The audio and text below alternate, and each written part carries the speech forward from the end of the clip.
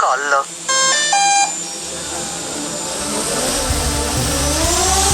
Fréquence Drone, la première web radio francophone dédiée aux télépilotes et acteurs des filières drones aériens, terrestres, aquatiques et subaquatiques.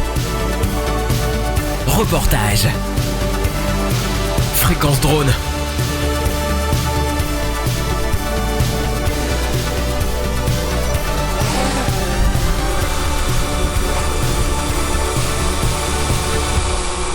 Bonjour à tous, bonjour à toutes et merci d'être présents sur Fréquence Drone à l'écoute de nos émissions.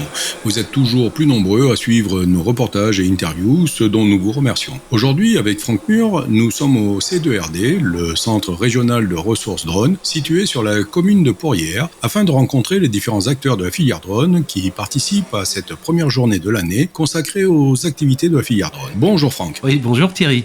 Alors Franck, on a le plaisir de t'avoir à cette occasion sur le site d'essai afin d'interviewer quelques-uns des participants. Alors oui Thierry, alors déjà le site de Pourrières n'est pas très loin de chez moi et c'est l'occasion de venir rencontrer les différents acteurs de la filière drone, de voir les nouveautés réglementaires, technologiques, pouvoir discuter avec quelques-unes des personnes présentes et aussi bien d'écouter ton intervention car tu participes toi aussi. Tu vas nous parler des analyses de risque SORA, c'est bien ça ? Oui, effectivement. Et toi, tu vas m'aider à interviewer quelques-uns des conférenciers et visiteurs de cette journée pour nos auditeurs. Avec un grand plaisir.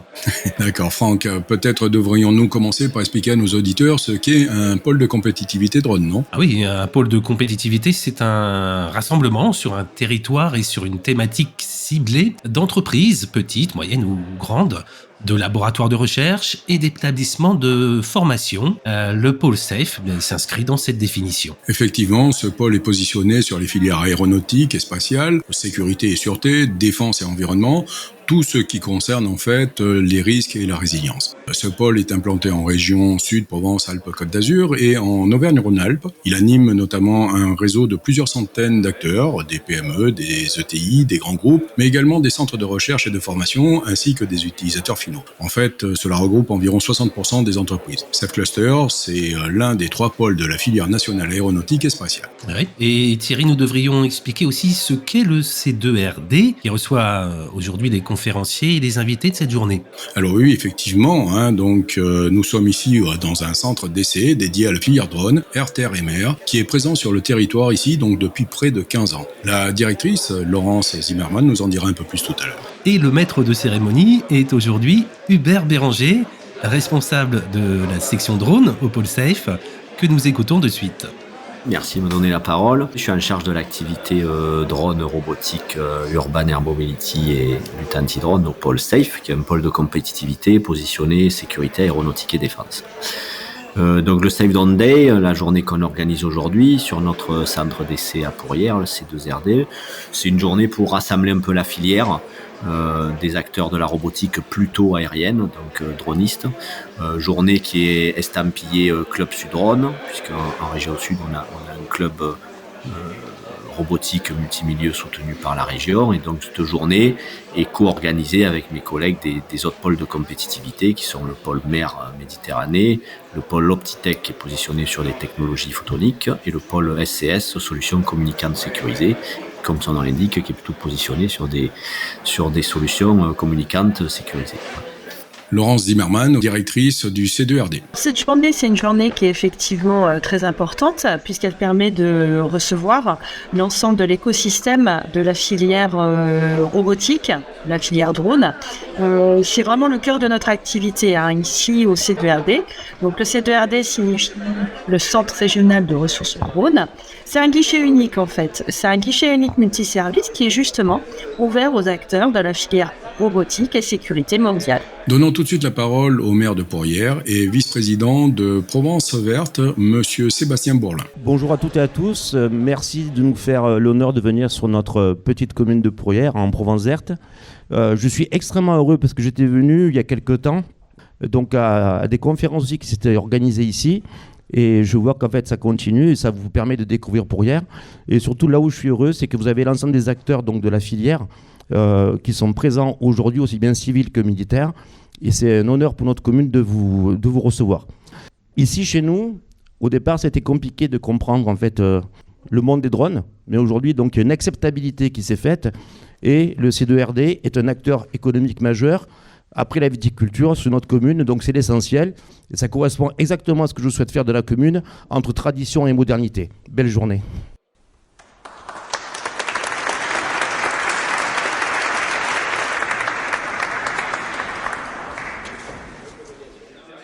Bonjour à tous, je vais être le dernier à faire l'introduction, après on va travailler sérieusement.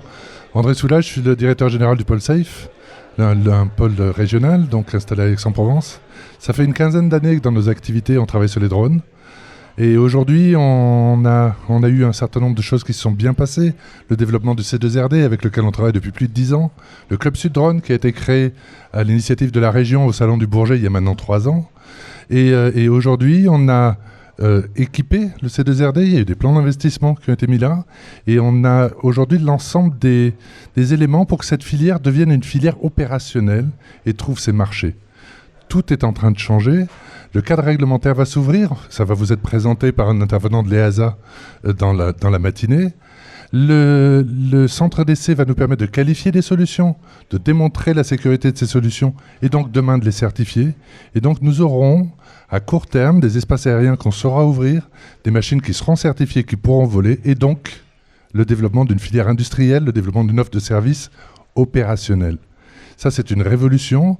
Nous sommes à l'aube de cette révolution et on compte bien sur le C2RD, on compte bien sur le fait de développer un centre d'essai équipé, entre autres en termes de trafic aérien, de surveillance du trafic aérien en région, pour pouvoir faire que ce soit dans cette région qu'émergent les plus beaux fleurons de l'activité de la filière drone.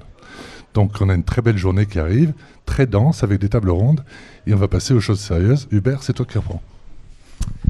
Merci André. Thierry, tu as également eu l'occasion d'échanger avec le conseiller régional. Le conseiller régional, Bernard Kleinhoff, qui est bien connu du monde aéronautique, puisqu'il est le président du conseil d'administration des aéroports de la Côte d'Azur, et ce depuis 12 ans. Il est aussi le président de Rising Sud depuis bientôt 3 ans. Il a été également le président de la CCI Nice-Côte d'Azur. Alors, écoutons tout de suite son point de vue sur le développement du drone et de ses usages.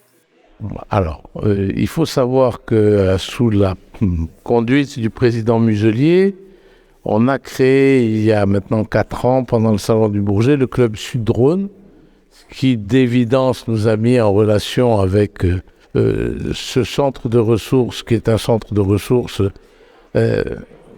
voué au drone aérien.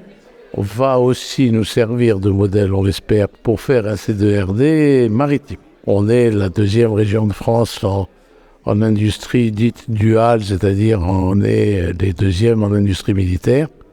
Et il est important pour nous d'avoir ces éléments de référence, l'implantation entre autres de la marine pour ce qui est de la partie drone marin, et de l'autre côté de l'école de l'air et de l'espace à Salon, ou des projets que nous avons à Istres font que sur l'aérien aussi on a notre mot à dire. Et avec ce Club Sud Drone et le grand événement que nous avons porté il y a 2 ans, au mois d'octobre 2021, on avait lancé un appel à manifestation d'intérêt pour que des consortiums se créent pour nous faire des démonstrations, des projets avec un petit cahier des charges sur la protection d'un plan d'eau. Protéger un plan d'eau, c'est du drone terrestre, de l'aérien, du marin, du sous-marin. Et l'objectif avoué de cette démarche, c'est de préparer nos entreprises d'une part à se connaître, d'autre part à éventuellement se monter en consortium, pour à terme pouvoir répondre à l'appel à projet des Jeux Olympiques, puisque Marseille est en ville olympique pour la voile. Il y aura dans les sujets à mettre en œuvre la protection des plans d'eau pour les compétiteurs, et on espère bien que nos entreprises pourront être en première ligne pour y répondre et remporter ce projet. Puis la finalité de notre Club Sud Drone, c'est à la fois de développer la filière, qui existe de manière importante sur ce territoire, et d'autre part de faire tout simplement de Provence-Alpes-Côte d'Azur la première région de drone d'Europe. Alors Franck, il y a eu beaucoup de monde sur cette première rencontre des acteurs de la filière drone. Tu as eu l'occasion d'échanger avec quelques-uns d'entre eux, non ? Plusieurs, Thierry, par exemple Michael Di Cataldo de chez Géomesure. On a voulu participer un peu à cette manifestation, cette présentation, j'ai envie de dire, dans le cadre de faire connaître Géomesure, d'apporter un peu nos nos solutions drones, de les présenter dans le cadre de cette petite manifestation SAFE, et apporter aussi nos compétences sur les connaissances géospatiales, du fait qu'on est spécialiste depuis plus de 30 ans dans les solutions géospatiales. On est distributeur de la marque Trimble, et donc du coup il y a un territoire qui était approprié à Trimble, qui était donc tout l'ouest plus le sud de la France, et de là on s'est appliqué à faire ça. Aujourd'hui, on a aussi Géomesure qui a pu racheter donc, la société Positix, qui est rentrée dans le groupe Géomesure, ainsi que ZW France depuis peu, qui font partie du groupe Géomesure, ce qui nous permet d'avoir un rayonnement au niveau national pour tout ce qui est drone principalement, étant donné que nous sommes distributeurs officiels de DJI Enterprise. Alors, distributeur officiel, vous êtes combien en France à avoir ce statut précis? Alors aujourd'hui, nous sommes 4 à avoir le statut. Nous, on distribue uniquement la gamme DJI Enterprise. Chez Géomesure, on a 50% du personnel qui est dédié au support SAV et l'assistance client. Au sein de l'entreprise, vous êtes amené à trouver toutes les compétences dont vous avez besoin, ou tu sens que sur le marché de l'emploi, finalement, il manque des compétences à certaines personnes? Alors aujourd'hui, non, on répond complètement en termes de compétences. Maintenant, Géomesure continue son développement, continue à grandir. Et donc du coup, par rapport à ça, effectivement, il y a des recrutements qui sont faits beaucoup dans le domaine de solutions géospatiales, pour tout ce qui est justement distribution des marques que l'on effectue chez Géomesure, comme Trimble par exemple. Et en termes de drones, effectivement, on a recruté récemment Alan Lehec, ici présent, qui est à côté de moi, et qui s'occupe principalement du secteur nord-nord-est, et sous l'entité Positix, qui fait partie du groupe Géomesure. Quelle est ta formation ? Donc moi, à l'initiale, j'ai connu Michael dans un ancien travail, puisque ça avait été mon instructeur de télépilote drone au sein de la SNCF. Et à la suite, j'ai fait un parcours commercial et j'ai pu rejoindre les deux, justement, pour rentrer chez Géomesure et travailler pour Positix Groupe Géomesure. Thierry, comme je le disais au début, tu auras l'occasion de présenter la réglementation et notamment des analyses de risque SORA. Et oui, effectivement, je suis invité aussi au titre de la société Aeropixie. La plupart des conférences seront bientôt d'ailleurs disponibles en podcast. Mais écoutons tout de suite Tiffany d'Escadron. Escadron est membre du cluster SAFE. C'est dans ce cadre-là qu'on intervient sur différentes journées à thème qui peuvent nous intéresser. Et là, plus particulièrement, on intervient dans le cadre des conseils, on va dire, et de notre expertise qu'on a pu fournir à la société NGE, qui nous a sollicité pour l'intégration des outils drones dans le cadre de leurs activités, et plus particulièrement, du coup, le travaux publics. C'est-à-dire, quels sont les éléments d'expertise que vous leur apportez précisément? Alors, donc, nous, Escadron, donc on est spécialisé dans la robotique autonome, et dans ce cadre-là, on a une expertise assez large, puisqu'on a aussi bien une expertise sur la partie aérienne, marine, sous-marine et terrestre, dans le but toujours de proposer des outils faciles à exploiter pour que nos clients professionnels puissent se concentrer sur la qualité de la donnée. Le drone, il ne faut pas oublier que ça reste un outil pour le moment, dans lequel on va embarquer différents capteurs pour différentes choses, que ce soit des caméras visibles, caméras thermiques, des capteurs de détection magnétique par exemple. Et donc, chaque métier va avoir des contraintes et des besoins. Et notre rôle, ça va vraiment être de les identifier dans le but d'apporter la meilleure réponse. Donc peut-être que le drone aérien tel qu'on le connaît n'y répondra pas pour le moment, mais dans l'avenir, on entend beaucoup parler aujourd'hui de transport par drone. C'est des choses qui se développent énormément. On sait qu'il y a des nouvelles technologies qui arriveront, que les drones vont se développer. Et notre rôle, c'est d'être en veille permanente sur ces sujets pour avoir toujours la meilleure réponse à apporter à nos clients. Ce sont des clients différents quand même, les transports de marchandises, non? Alors, je ne sais pas dire quelle est la stratégie d'Escadron à ce sujet. Je pense que c'est des sujets qui sont encore on va dire, récents. Des grosses sociétés comme Thales, par exemple, y travaillent. Ils ont une force de frappe beaucoup plus importante, peut-être que des plus petites structures comme la nôtre, pour du développement, j'entends, de matériel. Peut-être que ce sera dans nos développements possibles. Pour le moment, on se contente en tout cas de 90% du marché qui est capter de la donnée pour l'exploiter a posteriori. 2023 sera certainement l'année de décollage de l'IA. Est-ce qu'aujourd'hui, en revanche, on est bien d'accord qu'un drone automatisé, qu'on programme, fait déjà des choses extraordinaires, rend déjà d'énormes services. Est-ce que le besoin à court terme d'un drone totalement autonome n'est pas si évident que ça, en fait? Non, il y aura toujours besoin d'expertise humaine, hein, donc l'IA, elle va surtout servir à aider à la prise de décision. On parle typiquement de détection, par exemple, d'humains dans une zone où il ne devrait pas être là. Ça va permettre de dire « Ah bah mince, il y a des humains sur cette zone-là qui est une zone à risque, il faut intervenir pour éviter qu'il y ait un danger peut-être ou ce genre de choses. » Alors Thierry, tu aimes à rappeler que le drone est un outil qui rend bien des services dans son usage civil, mais c'est aussi un vecteur militaire. D'ailleurs, le commandant Joly était présent à cette journée. Tu as eu l'occasion de l'interviewer?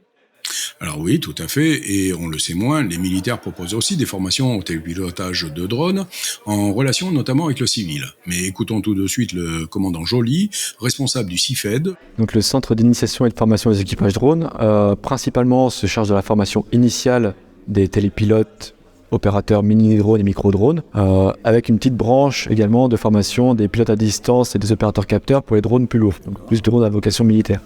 Nous formons principalement des unités, services, directions étatiques qui sont nos principaux partenaires pour la formation initiale, qui eux après font leur surcouche métier plus tard chez eux. Les gens qui passent chez nous sont des policiers, tout ce qui est unité étatique, on a du policier, on a beaucoup forcément d'armée de l'air, les gendarmes de l'air. On a de plus en plus, on s'ouvre de plus en plus avec d'autres services étatiques. On s'ouvre un petit peu aussi à l'international avec la sûreté publique de Monaco, donc les pompiers, les carabiniers du Prince et d'autres entités de Monaco. On propose des formations aussi à des populations étrangères type des Marocains, qui sont venus dernièrement. On essaie de répondre aux objectifs et des demandes. Voilà. Donc nous, on délivre un certificat de télépilote drone, donc reconnu par la DGAC. Donc voilà. Le certificat qu'on délivre permet de télépiloter au niveau professionnel. Il suffit ensuite d'avoir le certificat d'aptitude théorique télépilote de la DGAC pour être opérateur de mini-drone. Voilà. Les opérateurs qui passent chez nous, qui sont uniquement étatiques pour piloter en cadre militaire, peuvent suivre notre formation théorique et grâce à notre formation pratique, ils peuvent opérer dans le cadre militaire. Donc on délivre un permis de conduire. Alors pour le moment, la fonction de télépilote ou d'opérateur drone n'est pas une spécialité comme pilote de chasse, comme moniteur simulateur, qui sont des vraies spécialités qui ne définissent pas un code. L'opérateur drone, c'est juste une compétence qu'on peut acquérir. Donc on ne peut pas rentrer dans l'armée pour être opérateur mini-drone. Voilà. Franck, d'autres acteurs sont venus proposer des démonstrations. C'est le cas notamment de Humans and Drone, avec qui tu as eu l'occasion d'échanger. Une belle aventure, effectivement, plongeons dans l'univers de Gabriel, le responsable de ce concept. Souvent, on confond les masques immersifs. En fait, c'est tout simplement le FPV, le First Person View, ce qui est utilisé pour les pilotes de drones de course à la base. Et en fait, c'est un casque qui permet d'avoir le retour de la caméra embarquée du drone. Là, l'idée, c'est de pouvoir créer des visites.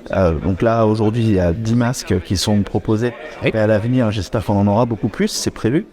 Donc l'idée, c'est de pouvoir vraiment vivre en direct une visite avec des commentaires et une ambiance musicale. C'est ça, voilà. Ce n'est pas une visite en réalité virtuelle qui aurait été préconçue et qu'on diffuserait dans les casques, que ça existe déjà. Là, il s'agit vraiment, dans les casques immersifs, donc FPV, de vivre une expérience en direct. C'est-à-dire que donc, tu es télépilote, oui, et tu emmènes les gens visiter un site, en l'occurrence, aujourd'hui, le domaine du Planet, et ils le voient en direct et ils peuvent... comment ça se passe? Ils peuvent interagir, ils peuvent te demander d'aller... Oui, voilà. Alors, c'est ça dans le tourisme. On a fait ça donc aussi dans le no-tourisme, pour le coup. On va faire ça normalement sur les courses hippiques aussi, à partir du mois de février, avec la fédération qui va proposer nos services pour le suivi des courses hippiques en direct. Donc l'idée, c'est vraiment de démocratiser cet usage, de le faire évoluer en fonction des technologies qui vont avancer dans le temps. Et nous aussi, en espérant pouvoir développer, faire de la R&D sur ce sujet-là, sur des formats propriétaires, mais absolument pas destinés au grand public. Et voilà, l'idée, c'est vraiment d'utiliser comme levier les nouvelles technologies afin de permettre au grand public de pouvoir découvrir son patrimoine et son histoire autrement municiel. Ça, c'est vraiment le pitch. Donc, on installe les gens dans des transats. On leur met un masque donc immersif, voilà, sur les yeux.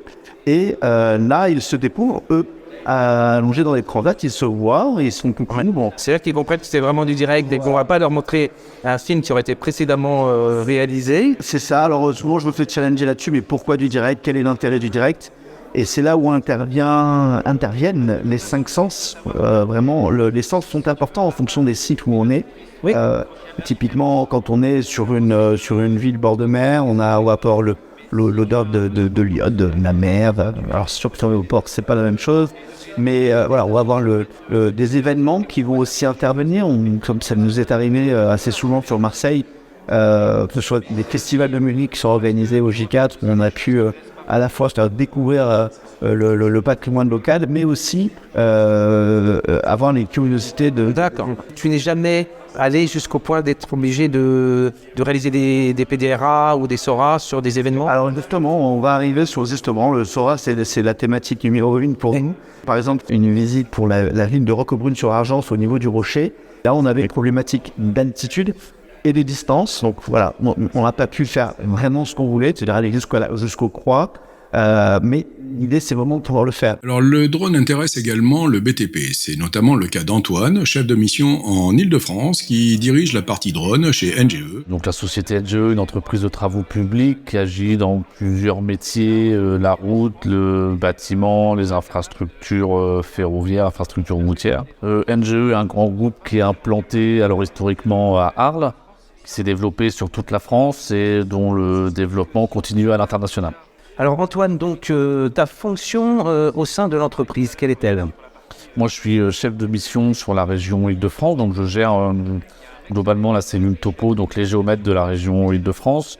Et en plus, dans le cadre du développement de la direction des géomètres et des projets dans le groupe, je m'occupe de toute la partie drone. Ça fait 3-4 ans que le drone est chez NGE et il a été développé un peu ponctuellement sur quelques agences, quelques personnes étaient moteurs et ça a été repris vraiment l'année dernière, ces 2 dernières années, on a vraiment repris le sujet pour pousser de pouvoir faire des relevés topo. Ce qui nous intéresse vraiment, nous, c'est d'avoir un outil en plus pour les géomètres pour effectuer des relevés topo de terrain par photogrammètre. D'accord, vous n'avez pas besoin d'aller chercher des personnes qui sortent d'une formation de télépilote. Non, on ne cherche pas que des télépilotes purs.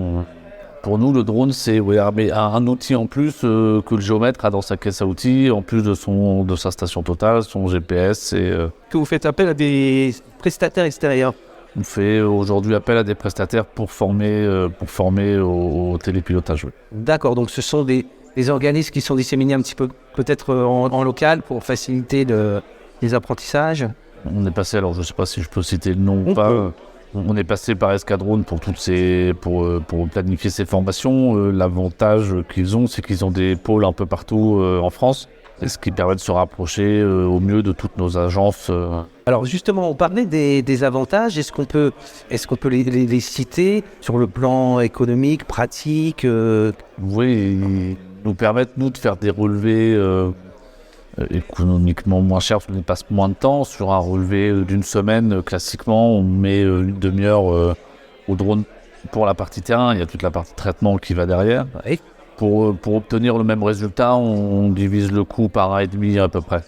Aujourd'hui, chez NGE, et dans les 2 ans qui viennent, ça peut représenter le déploiement de l'outil drone, ça va représenter à peu près combien d'unités ou combien d'agences, ou est-ce qu'on peut donner quelques chiffres? On veut développer le drone sur la France et à l'international aussi, on a des sujets internationaux. L'idée, c'est d'équiper 50% de nos directions régionales, de nos agences, de drones et de télépilotes dans les 2 ans à venir. Ouais. Alors initialement, le drone était appelé caméra volante, terme consacré par David Harari, considéré comme la référence internationale en matière de drone. Un concept qu'a repris Christophe Ristorcelli de la société Magellium. Moi, je suis un ingénieur de formation. J'ai travaillé à Magellium toute ma carrière. Je commençais par faire une thèse, puis j'ai été ingénieur études et développement, développé du logiciel de traitement d'image, d'intelligence artificielle. Et depuis 5 ans, je suis responsable de département imagerie application. Donc, je m'occupe maintenant d'une équipe d'une 30aine d'ingénieurs. Et on travaille sur 2 grands sujets. La robotique spatiale. Ça, c'est une activité historique de Magellium. On travaille sur la perception pour les robots d'exploration planétaire. Et l'autre activité qui m'amène ici, c'est la partie traitement vidéo aérienne pour le domaine de la surveillance, de la reconnaissance. Donc on a des clients défense, sécurité. Magellium, c'est une société qui a été créée en 2003, qui est toulousaine. Aujourd'hui, on est un peu plus de 250 salariés. L'activité de départ de Magellium, c'était l'observation de la Terre par satellite. C'est toujours une activité très importante. On travaille sur toutes les missions d'observation de la Terre pour le CNES, pour l'Agence spatiale européenne, plutôt en amont sur la génération des images à partir de la donnée satellite. Et petit à petit, Magellium a aussi développé une activité autour de la géographie numérique. Les systèmes d'information géographique, on les développe, on les maintient, on aide nos clients à les utiliser. Et autour de ça, on a toute une activité type le génie logiciel, service, la maintenance de logiciels assez classique en fait. Donc le département imagerie application dont je m'occupe, il est un petit peu particulier au milieu de Magellium, au sens où on est très dédié à l'innovation et à la R&D. Est-ce que tu peux résumer à nos auditeurs ce que tu présentais et pourquoi tu le présentais? Alors, j'ai voulu mettre l'accent aujourd'hui sur le concept de vidéo géoréférencée, partant du principe que maintenant c'est acquis qu'on sait faire voler des caméras. Par contre, si on veut réellement rendre service à nos clients, nous, systémiers, fournisseurs de drones et de vidéos, il faut englober la totalité du service, leur rendre le système complètement utilisable, très simplement, sans leur ajouter une charge de travail dans leur mission. Et donc si on veut faire ça avec de la vidéo, c'est absolument essentiel de savoir la positionner. Si on voit des choses, on ne sait pas où ça se trouve, on ne peut pas alerter parce que quelqu'un rentre dans une zone interdite, on ne peut pas prévenir qu'il y a un départ de feu à tel ou tel endroit. On ne peut pas faire grand-chose en fait en vrai avec de la vidéo aérienne si on la localise. Donc à Magellium, on a développé toute une compétence et des logiciels qui permettent de géoréférencer la vidéo et d'y ajouter de la valeur par des traitements, notamment de l'intelligence artificielle ou d'autres traitements d'image. Alors que de belles interventions, n'est-ce pas Franck ? Oui Thierry, ici tant d'autres participants chaleureux, passionnants, que nous n'avons pas eu le temps de vous présenter. Eh oui, effectivement. Nous aurons l'occasion toutefois de les interviewer très prochainement. Laissons le mot de la fin quand même à nos 2 organisateurs de cette journée, Laurence et Hubert. Alors le bilan pour nous est très positif. Très positif. C'est vrai que, comme on l'a dit, la journée était très riche.